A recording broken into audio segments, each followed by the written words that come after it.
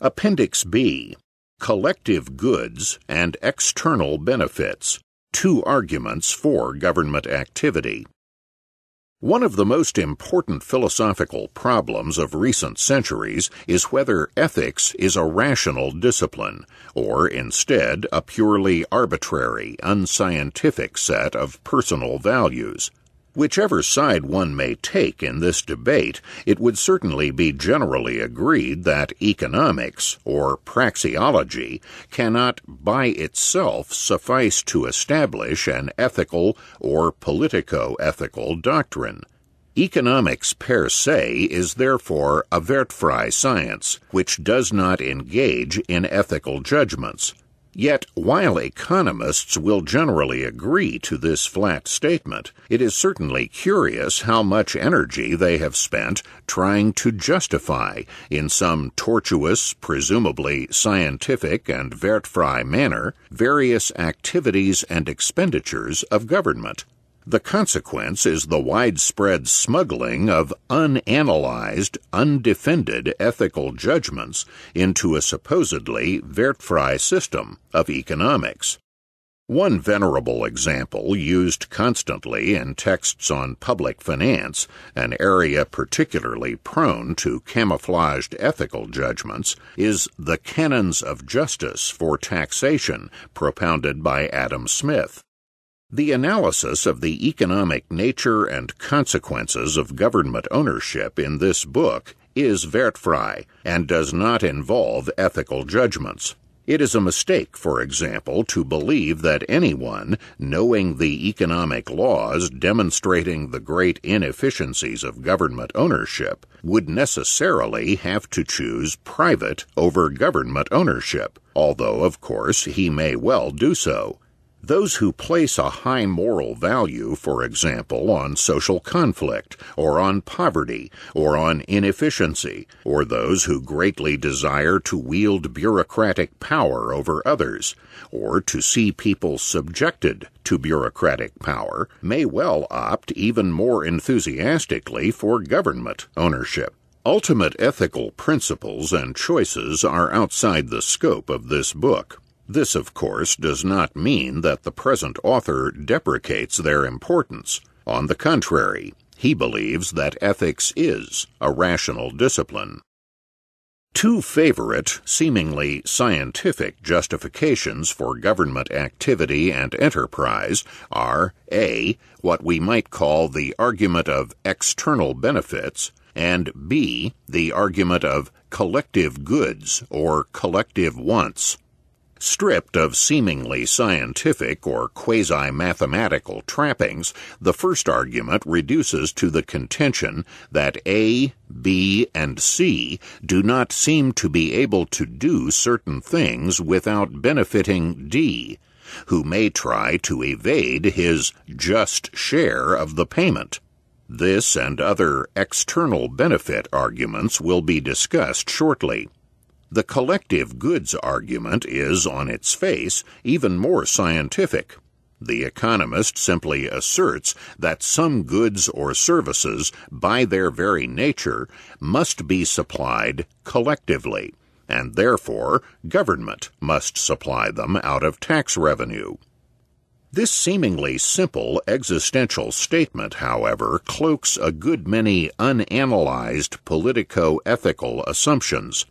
In the first place, even if there were collective goods, it by no means follows either 1. That one agency must supply them, or 2. That everyone in the collectivity must be forced to pay for them.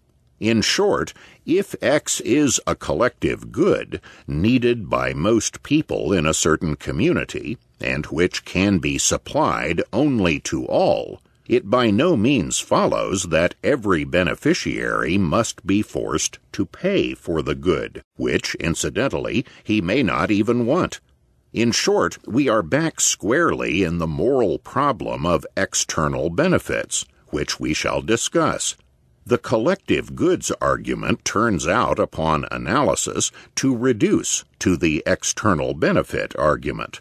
Furthermore, even if only one agency must supply the good, it has not been proved that the government, rather than some voluntary agency or even some private corporation, cannot supply that good.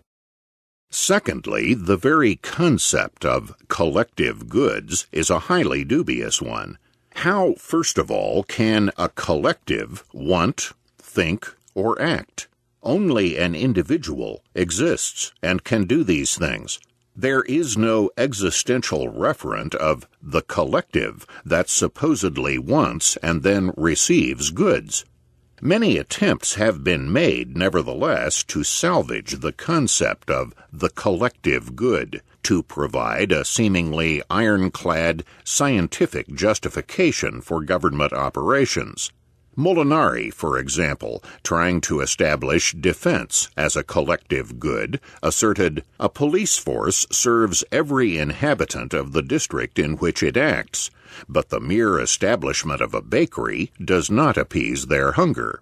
But, on the contrary, there is no absolute necessity for a police force to defend every inhabitant of an area, or, still more, to give each one the same degree of protection.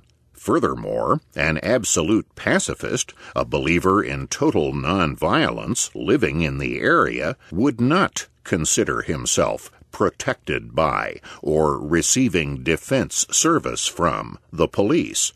On the contrary, he would consider any police in his area a detriment to him. Hence, defense cannot be considered a collective good or collective want. Similarly, for such projects as dams, which cannot be simply assumed to benefit everyone in the area. Antonio de Viti de Marco defined collective wants as consisting of two categories: wants arising when an individual is not in isolation and wants connected with a conflict of interest. The first category, however, is so broad as to encompass most market products.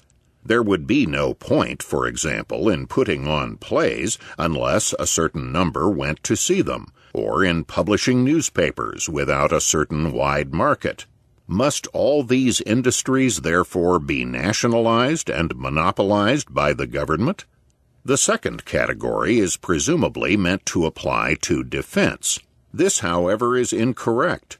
Defense itself does not reflect a conflict of interest, but a threat of invasion, against which defense is needed. Furthermore, it is hardly sensible to call collective that want which is precisely the least likely to be unanimous, since robbers will hardly desire it. Other economists write as if defense is necessarily collective because it is an immaterial service, whereas bread, autos, etc. are materially divisible and saleable to individuals. But immaterial services to individuals abound in the market. Must concert giving be monopolized by the state because its services are immaterial? In recent years, Professor Paul Samuelson has offered his own definition of collective consumption goods in a so-called pure theory of government expenditures. Collective consumption goods, according to Samuelson, are those which all enjoy in common in the sense that each individual's consumption of such a good leads to no subtraction from any other individual's consumption of that good. For some reason, these are supposed to be the proper goods, or at least these, for government, rather than the free market to provide. Samuelson's category has been attacked with due severity. Professor Stephen Enke, for example, pointed out that most governmental services simply do not fit Samuelson's classification, including highways, libraries, judicial services, police, fire, hospitals, and military protection. In fact, we may go further and state that no goods would ever fit into Samuelson's category of collective consumption goods. Julius Margolis, for example, while critical of Samuelson, concedes the inclusion of national defense and lighthouses in this category. But national defense is surely not an absolute good with only one unit of supply. It consists of specific resources committed in certain definite and concrete ways, and these resources are necessarily scarce. A ring of defense bases around New York, for example, cuts down the amount possibly available around San Francisco. Furthermore, a lighthouse shines over a certain fixed area only. Not only does a ship within the area prevent others from entering the area at the same time, but also the construction of a lighthouse in one place limits its construction elsewhere. In fact, if a good is really technologically collective in Samuelson's sense, it is not a good at all, but a natural condition of human welfare, like air, superabundant to all, and therefore unowned by anyone. Indeed, it is not the lighthouse, but the ocean itself, when the lanes are not crowded, which is the collective consumption good, and which therefore remains unowned. Obviously, neither government nor anyone else is normally needed to produce or allocate the ocean. In his reply to critics, Samuelson, after hastening to deny any possible implication that he wished to confine the sphere of government to collective goods alone, asserts that his category is really a polar concept. Goods in the real world are supposed to be only blends of the polar extremes of public and private goods. But these concepts, even in Samuelson's own terms, are decidedly not polar, but exhaustive. Either A's consumption of a good diminishes B's possible consumption, or it does not. These two alternatives are mutually exclusive and exhaust the possibilities. In effect, Samuelson has abandoned his category either as a theoretical or as a practical device. Charles Thibault, conceding that there is no pure way to establish an optimum level for government expenditures, tries to salvage such a theory specifically for local government. Realizing that the taxing and even voting process precludes voluntary demonstration of consumer choice in the governmental field, he argues that decentralization and freedom of internal migration renders local government expenditures more or less optimal, as we can say that free market expenditures by firms are optimal, since the residents can move in and out as they please. Certainly it is true that the consumer will be better off if he can move readily out of a high-tax and into a low-tax community, but this helps the consumer only to a degree. It does not solve the problem of government expenditures, which remains otherwise the same. There are indeed other factors than government entering into a man's choice of residence, and enough people may be attached to a certain geographical area for one reason or another to permit a great deal of government depredation before they move.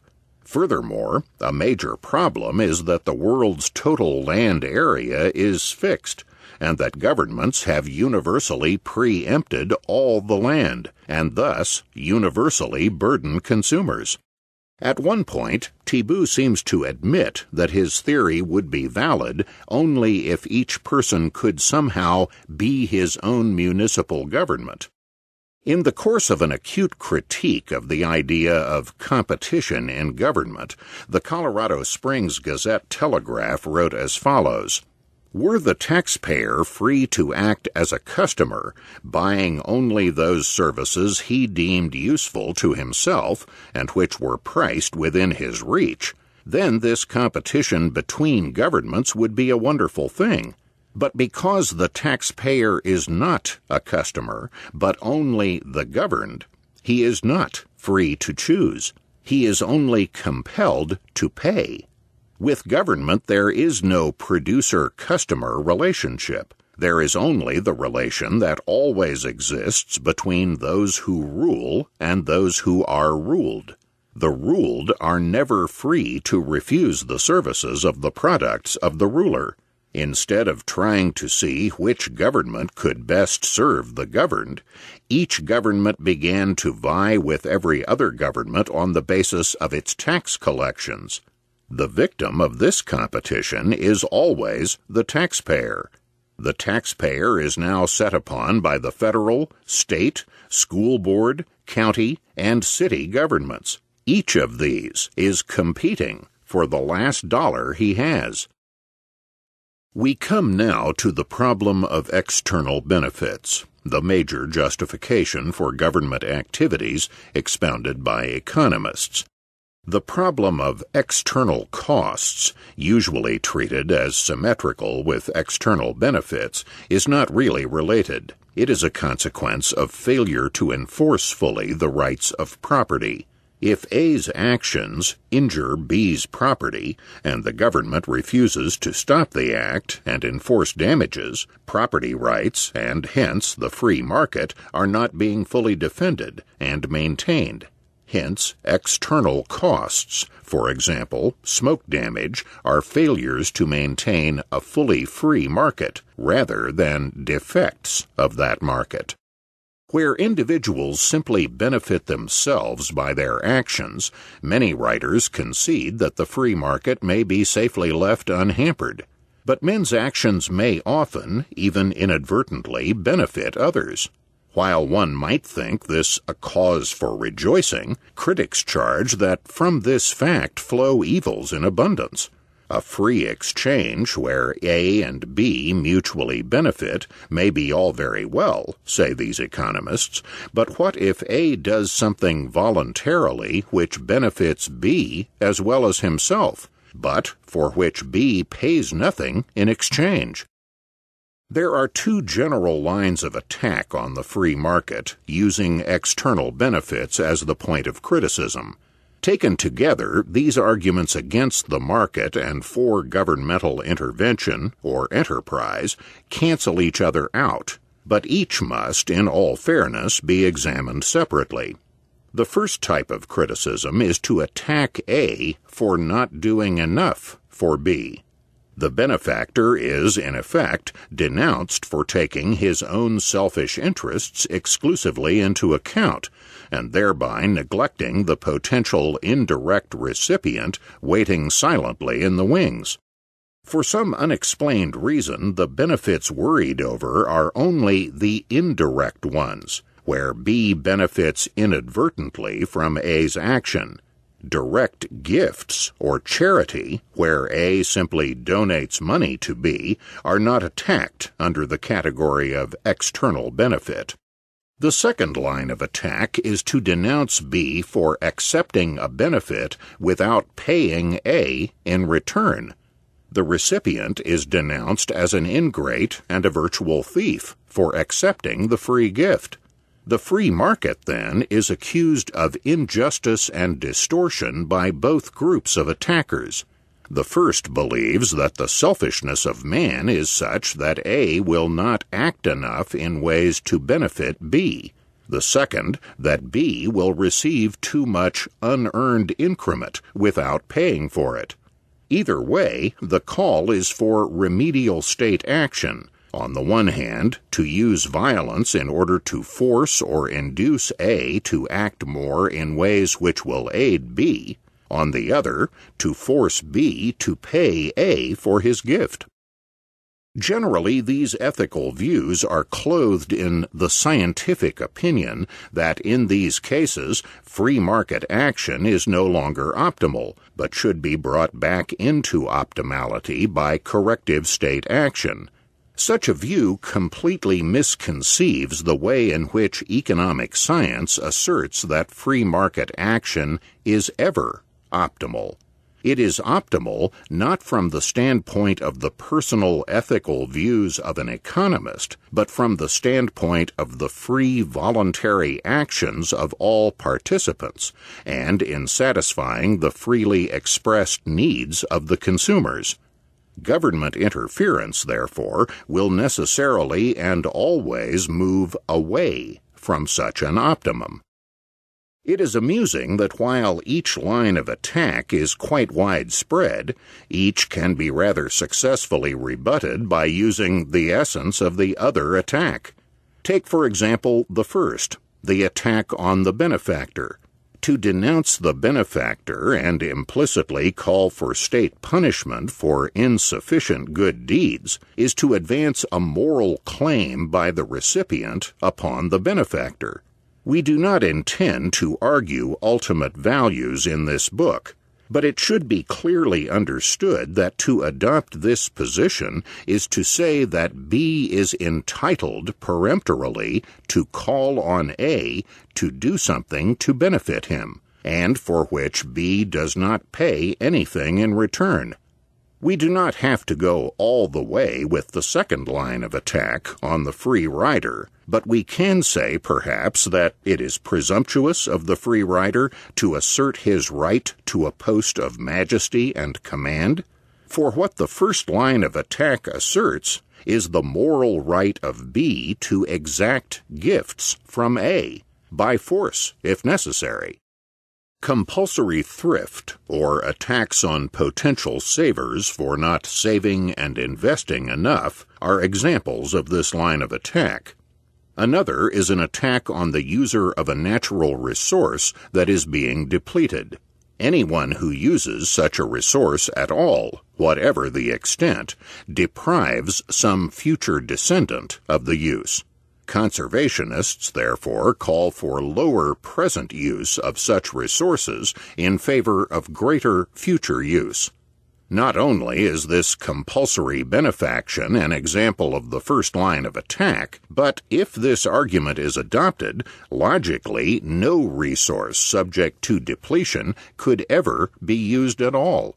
For when the future generation comes of age, it, too, faces a future generation. This entire line of argument is therefore a peculiarly absurd one. The second line of attack is of the opposite form, a denunciation of the recipient of the gift. The recipient is denounced as a free rider, as a man who wickedly enjoys the unearned increment of the productive actions of others. This, too, is a curious line of attack. It is an argument which has cogency only when directed against the first line of attack, that is, against the free rider who wants compulsory free rides. But here we have a situation where A's actions, taken purely because they benefit himself, also have the happy effect of benefiting someone else. Are we to be indignant because happiness is being diffused throughout society? Are we to be critical because more than one person benefits from someone's actions? After all, the free rider did not ask for his ride. He received it unasked, as a boon, because A benefits from his own action. To adopt the second line of attack is to call in the gendarmes to apply punishment because too many people in the society are happy. In short, am I to be taxed for enjoying the view of my neighbor's well-kept garden? As one commentator on this issue has put it, if my neighbors hire private watchmen, they benefit me indirectly and incidentally. If my neighbors build fine houses or cultivate gardens, they indirectly minister to my leisure.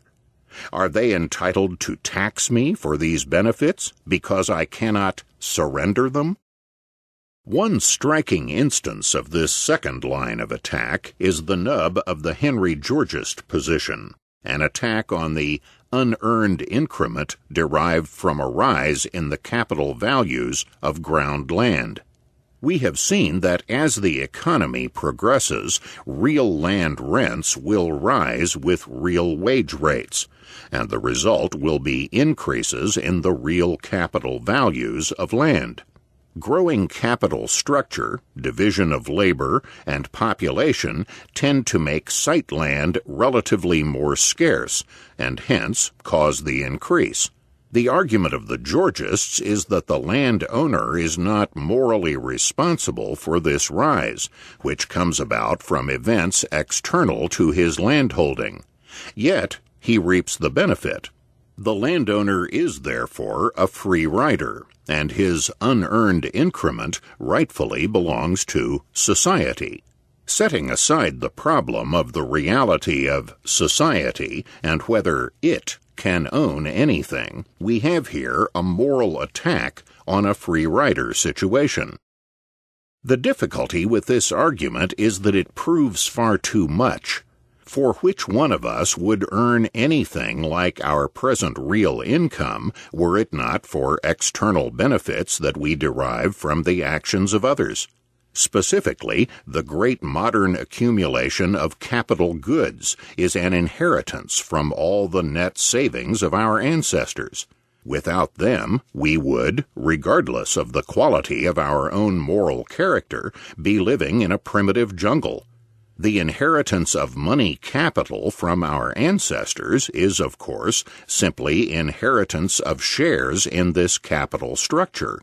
We are all, therefore, free riders on the past. We are also free riders on the present, because we benefit from the continuing investment of our fellow men and from their specialized skills on the market. Certainly the vast bulk of our wages, if they could be so imputed, would be due to this heritage on which we are free riders. The landowner has no more of an unearned increment than any one of us.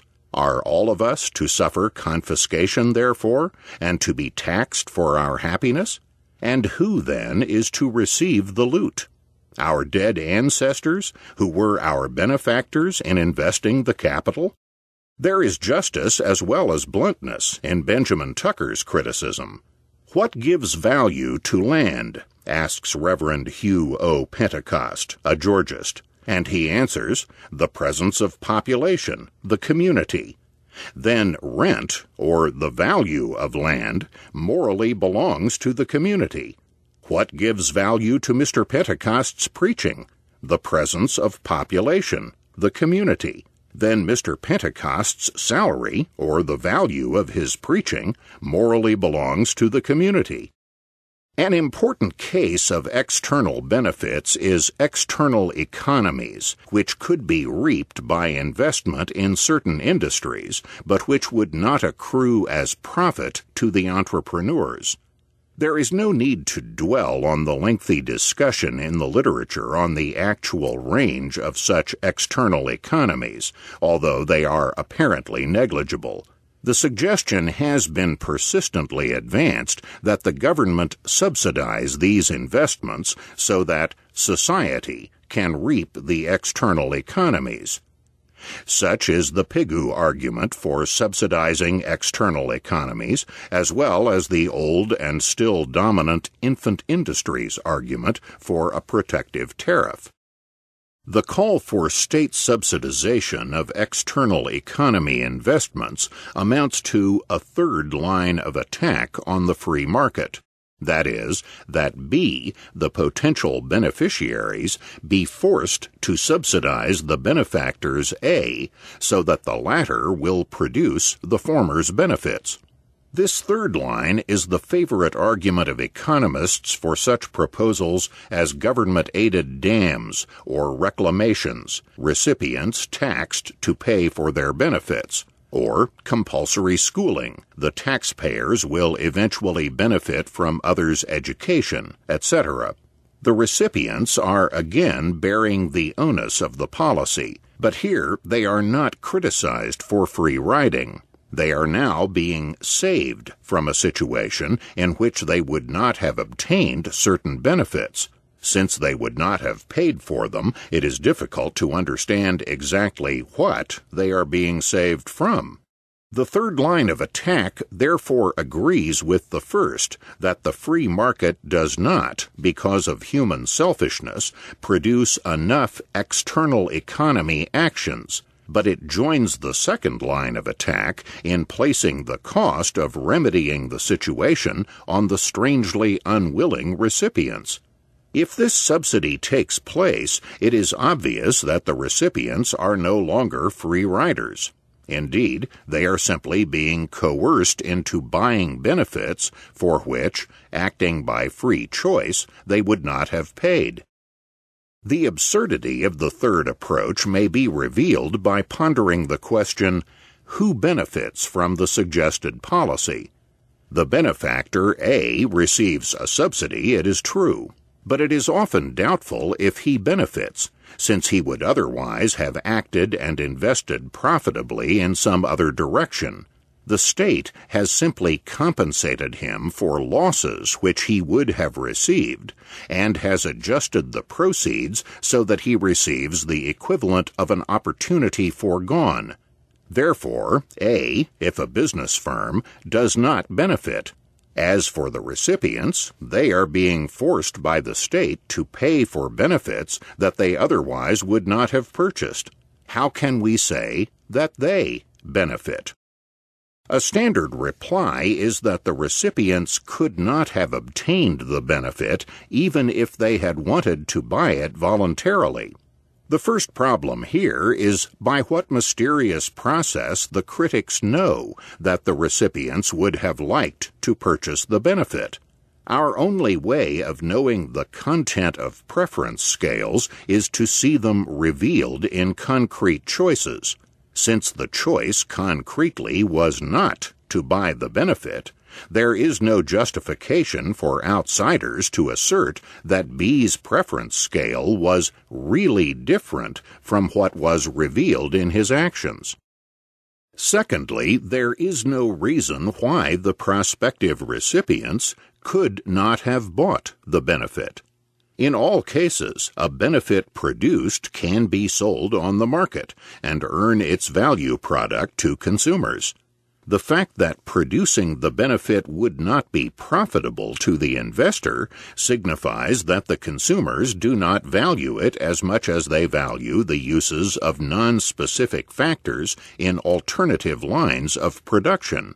For costs to be higher than prospective selling price means that the non-specific factors earn more in other channels of production. Furthermore, in possible cases where some consumers are not satisfied with the extent of the market production of some benefit, they are at perfect liberty to subsidize the investors themselves. Such a voluntary subsidy would be equivalent to paying a higher market price for the benefit, and would reveal their willingness to pay that price. The fact that in any case such a subsidy has not emerged eliminates any justification for a coerced subsidy by the government. Rather than providing a benefit to the taxed beneficiaries, in fact, the coerced subsidy inflicts a loss upon them, for they could have spent their funds themselves on goods and services of greater utility. As Mises states, the means which a government needs in order to run a plant at a loss or to subsidize an unprofitable project must be withdrawn either from the taxpayer's spending and investing power or from the loan market. What the government spends more, the public spends less. Public works are paid for by funds taken away from the citizens.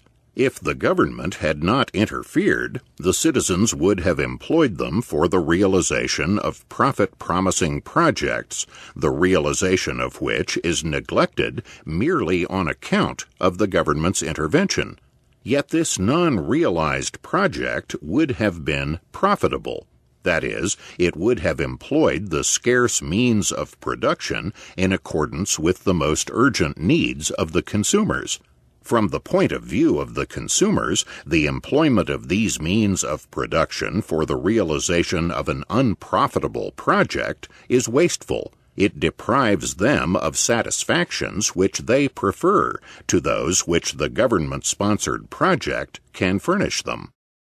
Howard S. Ellis and William Fellner, in their discussion of external economies, ignore the primordial fact that the subsidization of these economies must be at the expense of funds usable for greater satisfactions elsewhere. Ellis and Fellner do not realize that their refutation of the Pigou thesis that increasing cost industries are overexpanded destroys any possible basis for a subsidy to the decreasing cost industries.